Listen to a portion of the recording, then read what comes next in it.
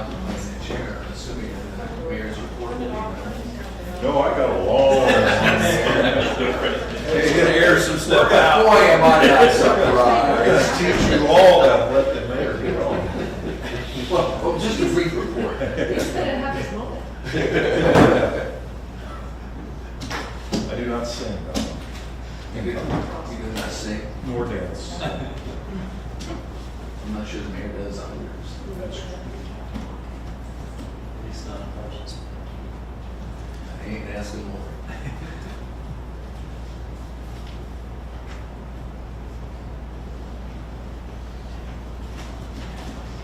Council President? Thank you. Good evening. Call the meeting to order. Please stand, if able, for the Pledge of Allegiance. I pledge Allegiance to the flag of the United States of America and to the republic for which it stands, one nation, under God, indivisible, with liberty and justice for all.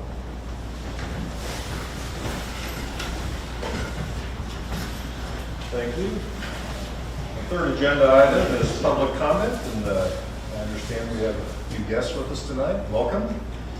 First, if we could have Chris and Carolyn from the McPherson Housing Coalition. Please come on up. Welcome.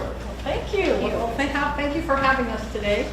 We really appreciate being here from the McPherson Housing Coalition. So we just want to talk to you about three different things. What's going on with the housing study that you all are supporting, our conference, and then some funds for some repair. So I'm going to talk a little bit about that housing study. So I talked to Marty Supert today. He's the contractor that we hired to come in and do that housing study. So far, he said that he's finished with the numerical data, which means that he's looked at the survey that we have. I don't know, did you guys all take the survey that was out there to give us some of the information? So they've actually went through and compiled all of that data. So the next step is going to be moving into policy, where he'll figure out what the direction each one of our communities need to take based on the data, based on everything that he's seeing. Sometime in July, they'll come and do a windshield survey. So that means they'll come into your town and they'll look around and see what your housing stock looks like. You know, how many new homes do you have? Is there a lot of stuff in disrepair? Just that type of a thing. He'll do that in July. In August, he will start wrapping things up, and then in September, he's going to have that at our housing conference. So he's going to be our keynote at our housing conference, and he's going to bring and present all the information about the housing study that he's done countywide. So, is there questions about any of this? Anybody have any questions at all about the study? The housing conference is where? It's in McPherson, September 26th. So it's an all-day event. It starts at 8 o'clock and it ends in the afternoon at 2:50. Is that when we're ending it this year? We bring in lots of speakers, different people from all around. Last year we had HUD and KHRC, and we'll bring in. Carolyn's going to actually talk a little bit more about that. But anyways, so that's what's happening in our housing study. So the housing conference is September 26th at the community building there in McPherson. This year we're going to have Department of Commerce there. So they have started working since last year. We got them in touch with some people in Wyndham to talk to them about bringing in business to Wyndham. So if you have any desire to talk with them about pulling extra businesses into Lindsborg, there's your contact right there. You're going to have 3 people from Department of Commerce right there that you can talk to.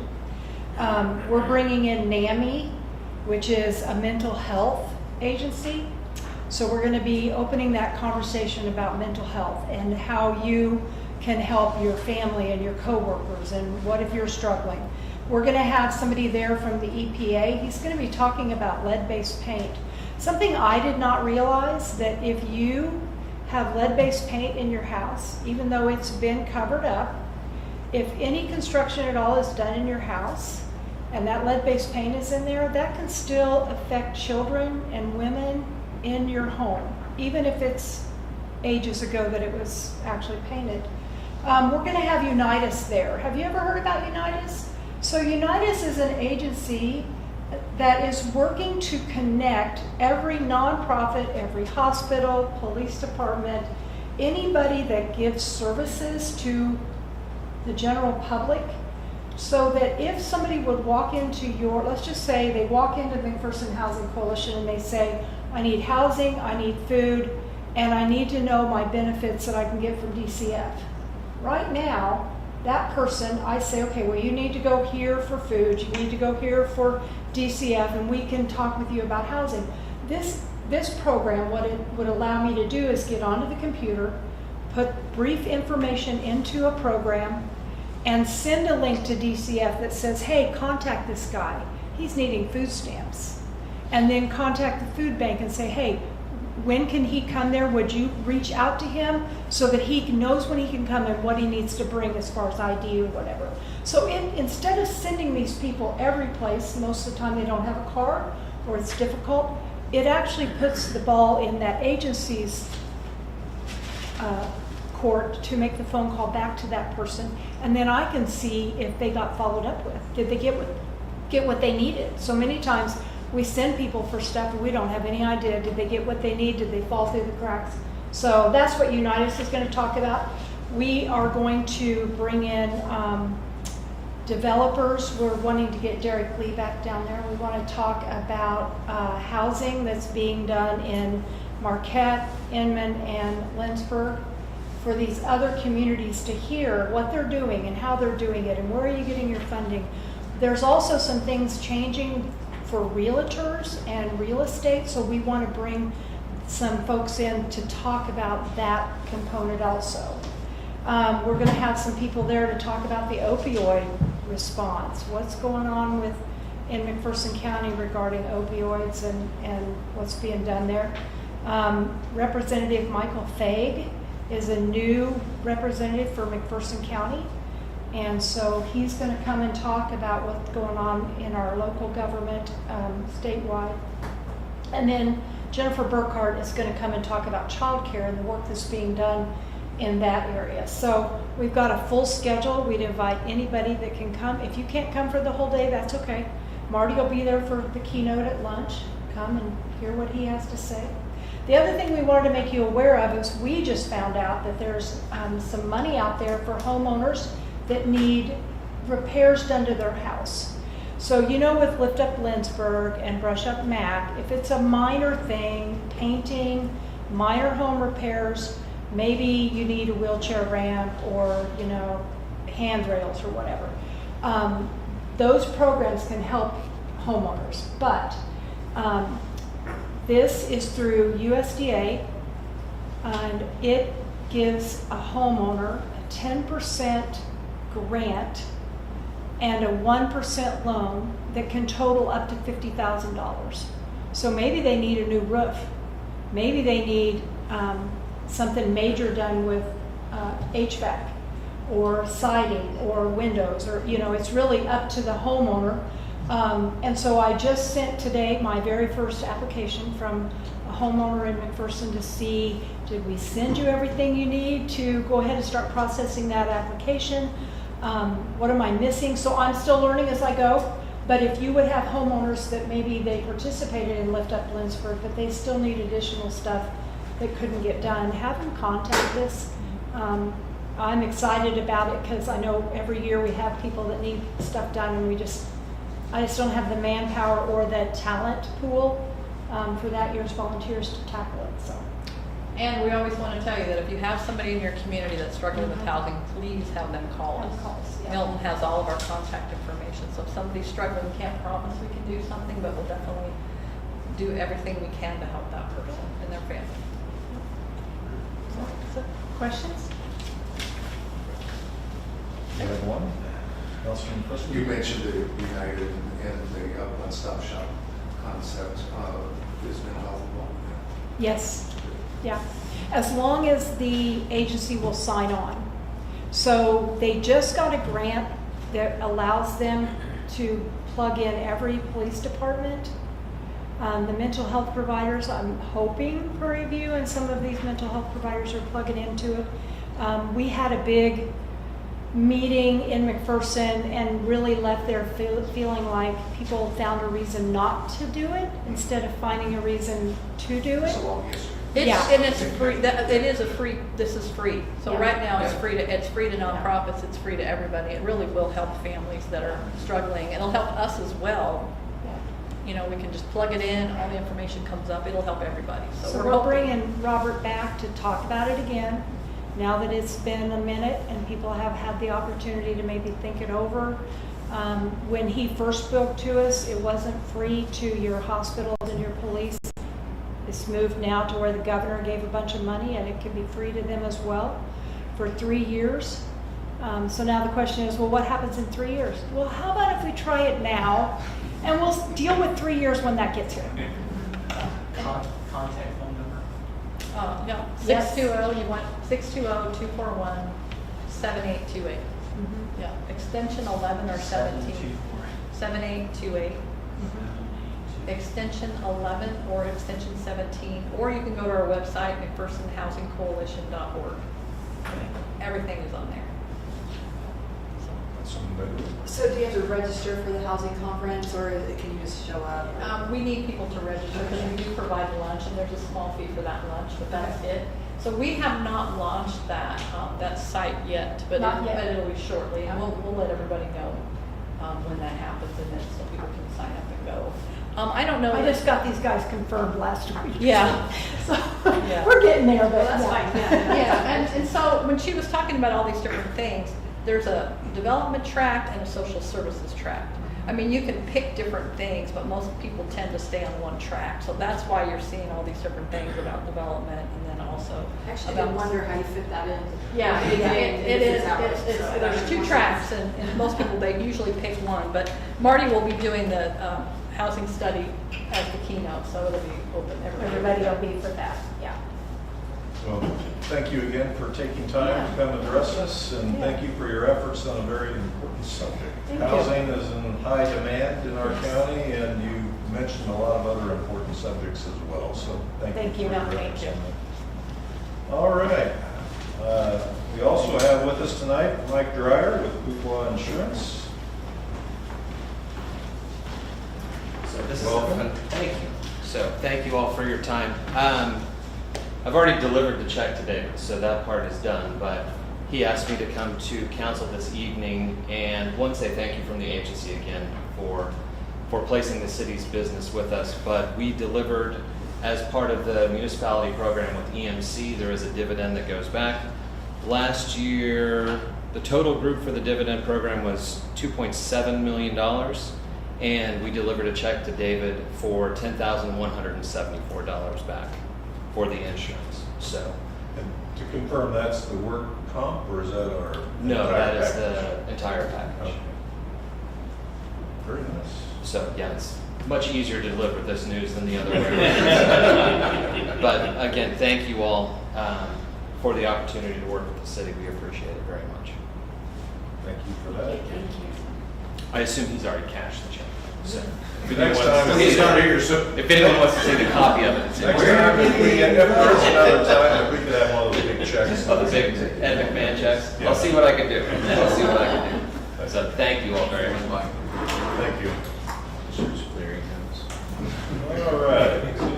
And that is it. There are no other folks in the audience for public input? All right. Next agenda item is amendments to the agenda. Are there any amendments to tonight's agenda? There are no ones. Next is the mayor's report. As you may or may not know, I am not Mayor Clark Schultz. I'm Corey Peterson. I am fulfilling my duty as council president of subbing for the mayor, who had another obligation tonight. So you get me this evening, and hopefully we'll get through this okay with the help of Christie. I'm sure we will, and Roxy. Thank you very much. But it's a pleasure to be here. I would like to start my report on a less than happy note. I'd like to extend our deepest sympathies to Vicki Mason and the family of Les Mason.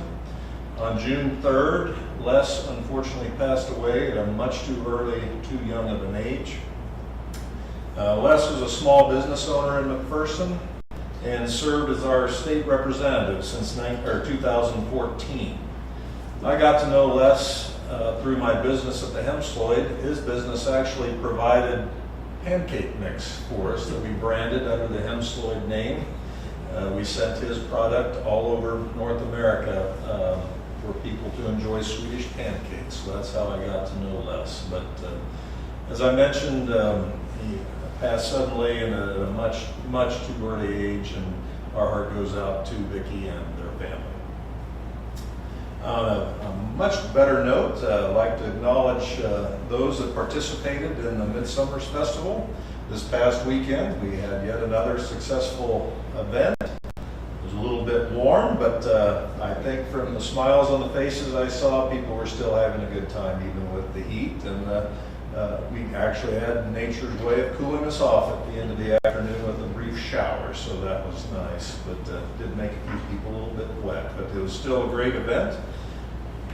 All the things that we do in Lindsborg, a festival like the Midsummer's Festival takes dozens, if not hundreds of people to pull off, and I'd like to publicly thank all those that had input and provided services and time to the festival, including the committee, the vendors, the city crew for prepping our town for it. There's a lot of work that goes into the festival before it even starts.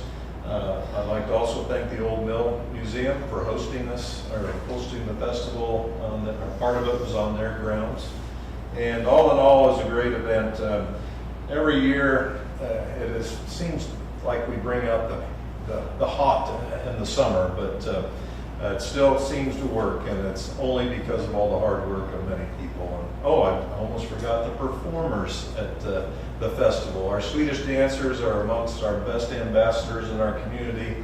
Thank you to them. They're in full folk drop, or Swedish dress, and in those temperatures, it's very hot, but they still do it with a smile on their face, and it brings a lot of smiles to the face of the people visiting. I had an opportunity to meet a lot of people from many different states, from all over the country, coast to coast, that came just for this event. And I took a picture of four ladies with their bloom crowns on, just having a great time, and I talked to them a little bit, and they converged on Lindsborg. They're from California, Utah, and one was from the Midwest, and the other was from the Southeast, Georgia, or South Carolina, or Florida. I can't remember exactly, but they're just having a blast, and you can tell they're just really surprised with what they found in Little Lindsborg. So that hopefully makes it worth everybody's efforts, worth it as well as those of us locally that can enjoy the festival. Also, I'd like to acknowledge Denny Walker, our water and wastewater superintendent, for 25 years of service to Lindsborg and our citizens.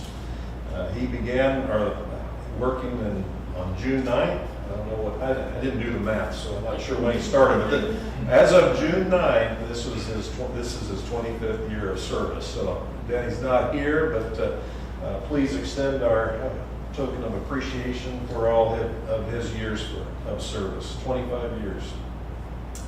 Lastly, but not least importantly, it is wheat harvest time in the Smoky Valley again, and it's always an exciting time of year for everyone. And I'd just like to ask that everyone be aware of the added additional traffic that you may see on our county and state roads, and even our city roads as they come into the elevators with their wheat trucks, as well as when they may be moving their equipment from field to field. Just please pay a little extra attention to that. And we wish all the farmers and the Mid-Kansas Co-op here, it's one of our best businesses in town, a bountiful and safe harvest. So with that, that is the conclusion of my report. I call it the council president's report. Okay. All right, on to agenda item number 6. Consent agenda. Just want to remind everybody that the items on the consent agenda are routine and enacted by one motion. There is to be no separate discussion on the items unless you would like to pull one of the items or more of the items off the consent agenda. The consent agenda, by the way, includes the approval of the minutes of our last meeting of June 3rd, payroll ordinance number 5487, and purchase order ordinance number 5488. I have a motion to approve the consent agenda. Second. And this is a roll Who was call. the second? I'm sorry. Joshua. And ED. May I have a roll call? Yes. Please, thank you. You're testing me, aren't you? Yeah. I was paying attention.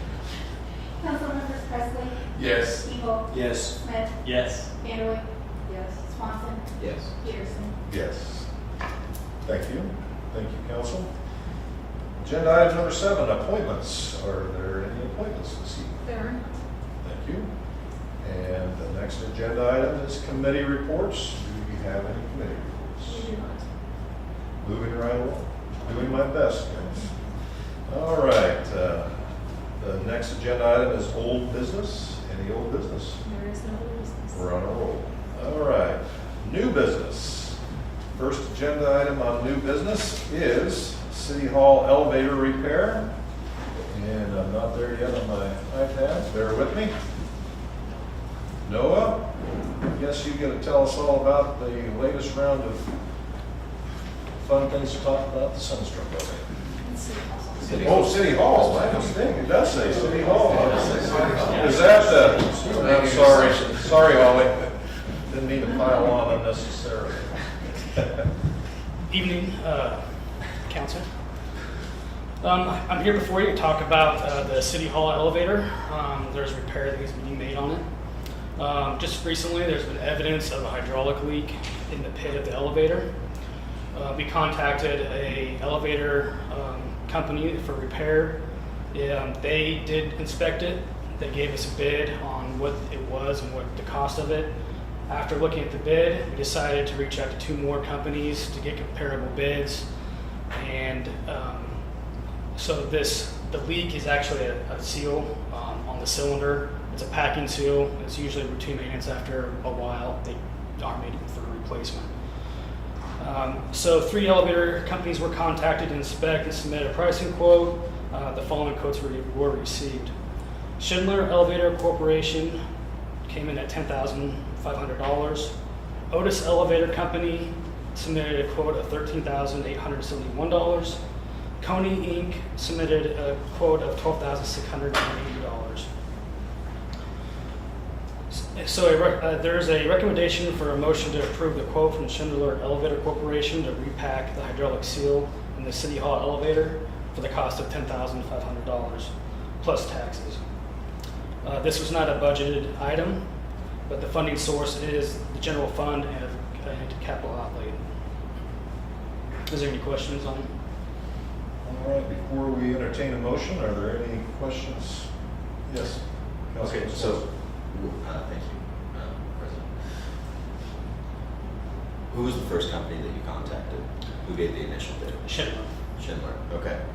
And how much fluid has leaked from the cylinders? Like, is the elevator operational? It's right now? operational. Okay. I've been told from Schindler and Coney that came to inspect it, and they said that it's operational. It wasn't a major leakage. Okay. It would have caused the elevator to not. Okay. Because one of the main differences between the bids that I saw was that Coney Inc., they offered to clean up all of the oil from the elevator pit. Have we been down there to see? I visually put eyes on it when I talked to one of the representatives. Okay. There isn't a whole lot down there. Okay. And I think the Schindler quote says that the city would be responsible of disposing of the oil. That's correct. Do we have a good way to do We that? have a good way to do Okay, cool. All right. Thank you. Any other questions? How do we come across the leak, or how do we notice it, So there was initial smell of hydraulic oil, and then that's when we called to have inspected. I didn't know if it was during a routine inspection on the elevator anyway or something. Or No, do we have elevator inspections? we do. done? We do have a yearly state inspection. I thought it just didn't make it to the top floor. That's it, that's it. No one got stuck. Any other questions? No. It's the elevator right here, and it only just does 2 floors, right? That's And the correct. basement. That's Oh, the correct. basement. So it's a 3-floor. Any other questions? Thank you, Noah. It's been recommended that we approve the quote from Schindler Elevator Corporation to repack the hydraulic seal in the City Hall elevator for $10,500 plus applicable taxes. Is there a motion? Motion to approve. Second. Any further discussion on this motion? Hearing none. Roxy? Councilmembers Cozzin, Yes. Bailey, Yes. Peterson, Yes. Smith, Yes. Keel, Yes. Presley. Yes. All right, motion is approved. Thank you. All right, next new business item. We're busy. Oh my, I'm still getting over my last wonder. Sorry. I read it that way too. That's the worst part about it. All right, next item, filter press processing unit. And that's Chris. Please welcome back to the council. Thank you, and good evening, Good evening, Mr. President. First part of the month, the wastewater staff went to start processing sludge with the belt filter press. And it didn't start, it wouldn't operate.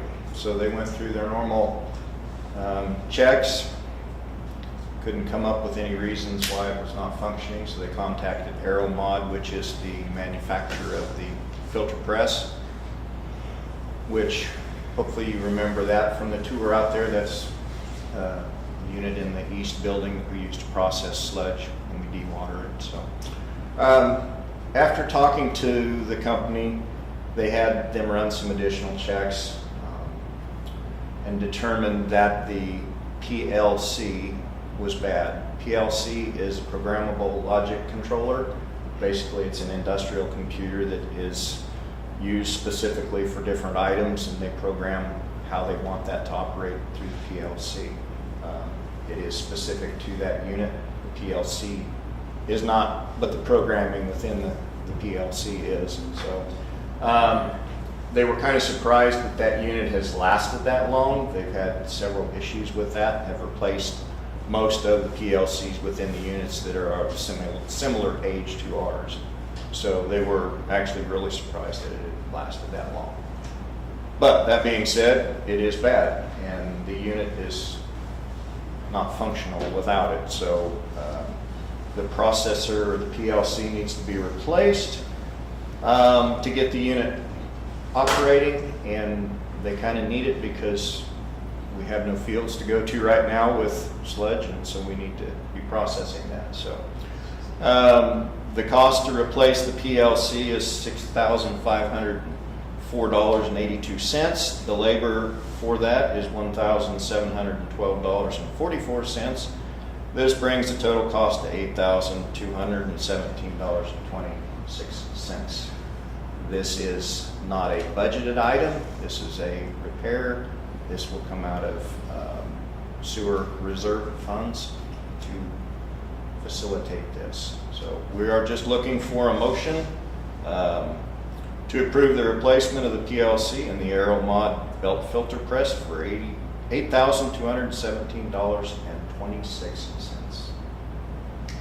All right, thank you for that. Any questions of our Public Works Director? It says here date of service 6566. I mean, have they already worked on that, or? Because the date of the quote is 6/4. No, that's the date of the quote. Yeah, it was just, they figured this out real quick, and so we got it processed. I was going to say that seems pretty quick, but. Aeromod has been a very responsive company. We've not had to deal with them too much over the last several years, but prior to that, we dealt with them on a regular basis, and they are very responsive and quick to take care of issues. So this PLC is specific to that particular unit? I mean, I know there's other PLCs out there that do other things, and this is just specific to that? This is specific to their company, and For the that filter machine. press for that machine, yes. Okay. It's specific to that. It's got their programming within the PLC. Okay. Yeah. And the reason I'm asking is just like, are there others of that same era or same age that we need to be worried about, or is? No, I think it was, I don't remember what brand of PLC it was on that unit, but it was specific to that unit. The other PLCs that we have within the variable frequency drives and all that stuff they're totally different than that. So. Okay. Any other questions? Hearing none, that's been recommended that we approve the replacement of the PLC in the Aeromod belt filter press for a total of $8,217.26. As Chris said, it's not a budgeted item, but the funding source will be the sewer fund reserves. Is there a motion? So moved. Second. All right, it's been moved and seconded. Councilmember Siebel.